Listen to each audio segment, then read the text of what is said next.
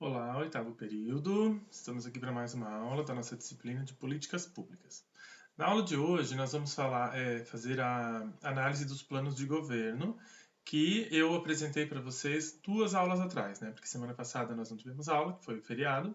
Então, na semana retrasada, na aula 12, nós vimos os planos de governo e eu orientei que cada um de vocês faria essa análise. E agora vocês vão apresentar essa análise. Essa apresentação será de forma escrita por um formulário que eu estou colocando aqui. Então, hoje nós estamos na aula 13 e o que eu estou disponibilizando aqui no Google Classroom? Essa videoaula, que é bem pequenininha, que vocês estão assistindo, que é só a explicação da avaliação. E aqui está a avaliação parcial. Eu vou mostrá-la para vocês, para que vocês possam ter... Aqui, deixa eu aumentar um pouquinho, para que vocês possam responder. Então, vou fazer a leitura, tá? Eu coloquei aqui que vocês vão fazer a análise. Antes de responder, é importante assistir essa videoaula que eu estou colocando aqui. A ideia é que vocês respondam na aula de hoje, mas ficará disponível para receber respostas até o dia 17. Eu fiz assim, gente, inclusive porque hoje tem um seminário de estágio e eu pensei que fosse a turma de vocês que estaria nesse seminário de estágio. Agora há pouco eu soube que não é a turma de vocês, tá? Mas agora essa análise dos planos vai ser assim, só que a gente vai ter ainda aulas presenciais ao vivo, né, remotamente, que a gente vai poder discutir sobre isso. Então, eu já tinha colocado aqui o prazo até a semana que vem, então fica assim o prazo até a semana que vem. Mas, de preferência, respondam hoje. Aproveitem o tempo da aula para fazer dentro do horário da aula. Então, as perguntas são praticamente aquelas que eu já tinha apresentado nos slides na aula retrasada. Tá? Aqui vocês vão colocar o nome do candidato e o nome da vice. O nome das duas pessoas. Ou a candidata e a vice, o candidato e o vice. Depois, vocês vão falar um pouquinho sobre a história dessas pessoas e qual a relação delas com o serviço público e com a cidade de Joinville. Gente, não precisa trazer a biografia da pessoa. Não é para ir lá na internet, achar, copiar e colar um texto desse tamanho.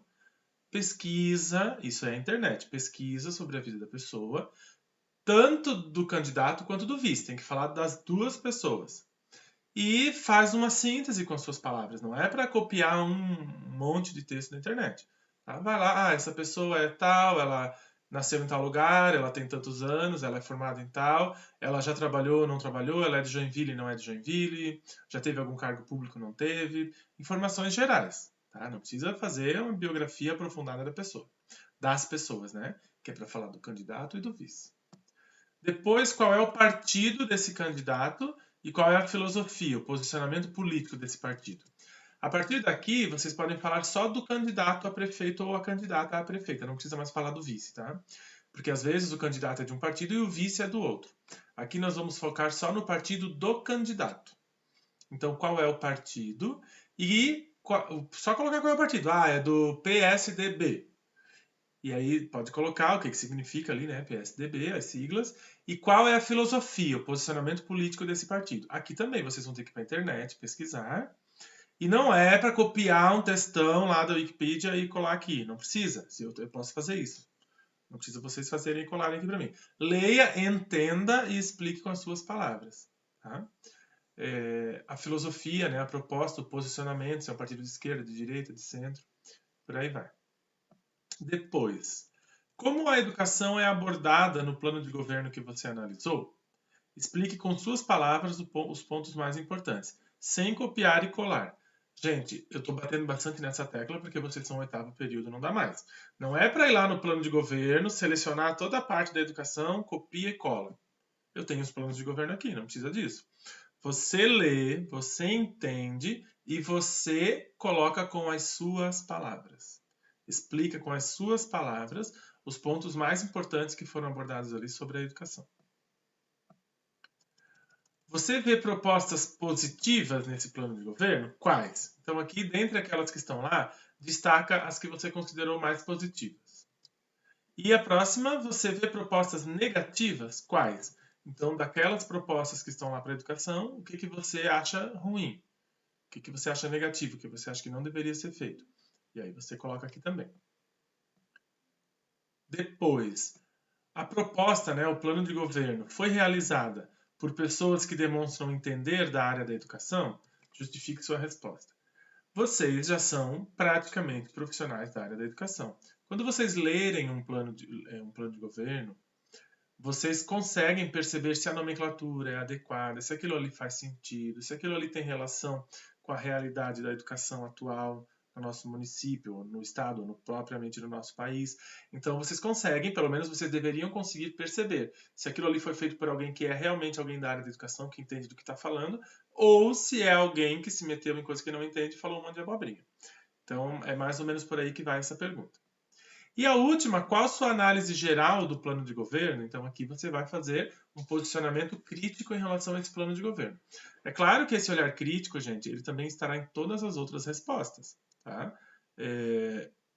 De novo, batendo naquela tecla. O 8º período precisa sair da faculdade com a sua criticidade desenvolvida.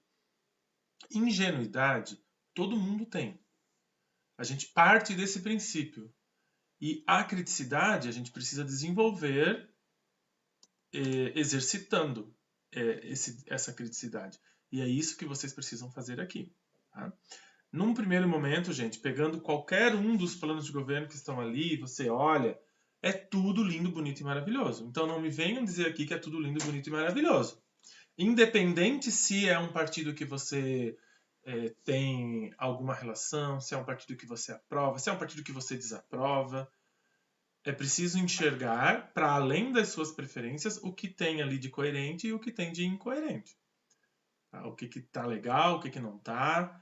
Então, esse é o olhar crítico que a gente precisa desenvolver e que ele tem que ir além das nossas preferências. Tá? Nós não vamos negar as nossas preferências, vocês não precisam fazer isso de modo algum.